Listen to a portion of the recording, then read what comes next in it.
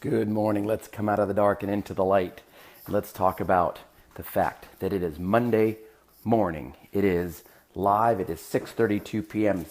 6:32 a.m. Central Standard Time.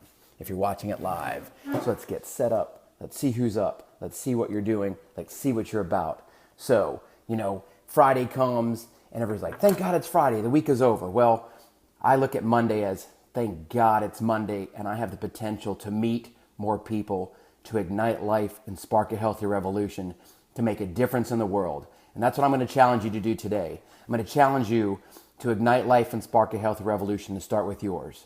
My first post this morning was about my personal development. So I got up, grabbed my book, grabbed my new coffee mug that everybody seems to really dig, which it's going to be backwards here, but it says never quit your daydream.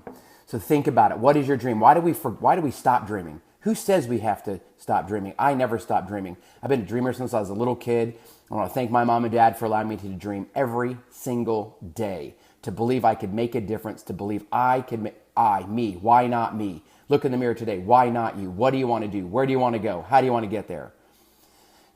As a coach, as a teacher, it's often trite. We do so many of the same damn things. It's set SMART goals. So make sure there are short-term goals, 30 days or less, long-term goals, 90 days or more. Well, how about today? What are you going to do today? What's going to happen in the next 24 hours today? What are you going to conquer today? Almost every single time I start with a new client, new customer, new champion, I talk about water first. How many ounces of water can you drink? You might think it's silly. You might think, why would I start with water? Because it's something you can control, something that you can put on your calendar. And the first challenge is drink 8 ounces every hour while you're awake. That's right. If you're up for 8 hours, 8 times 8 is 64. I had to memorize my timetables back in the day. So think about it. I want you to look in the mirror, and while you're brushing your teeth this morning, or while you're sipping your cup of coffee, look and say, thank God it's Monday. Then say your first name. And say your first name and say, every day is a great day. And thank God it's Monday. Go conquer the day. Don't necessarily worry about that long-term goal, whether it's losing 10 pounds, whether it's more money in your bank account. What can you do today? Can you work hard enough to add more money to your bank account? Can you invest in you today to invest in your personal, physical bank account? I believe the biggest return on investment you will ever do and ever make is when you invest in yourself. And it takes time, it takes energy, it takes effort, and it just might take a little bit of money. But you'll get a bigger and greater return. So I'm kind of fired up this morning. I actually slept in, to about 5:15 a.m. That sleeping in for me is for the last, about year, it's been 4 a.m., but I was exhausted. It's been a long, long week, and I have dreams, visions, and passions. We're about to roll out on Dane Bowl Fitness a 90-day plan that's going to roll into a 180-day plan that's going to roll into a 270-day plan. So that's our long-term goal. But what we're going to do is we're going to start it with today when we announce that how we're going to lose a ton together. That's what we're going to do. So that's how I'm going to get it done. I'm going to roll into the studio this morning at about 7:30, set up the first group fitness session. We call it fitness in a group because it's personal training in a group setting. Whereas group fitness is me doing A, B, and C and everybody doing A, B, and C, and I look at it as like Simon Says. But I want you to remind you today to be grateful the day you're given and attack the day. Will it be perfect? Maybe or maybe not. You decide and you choose how to accept that or deal with it. You can pout or you can look forward, shake it off, and go forward. So here's the challenges. Here are the challenges for the day. A little proper grammar there.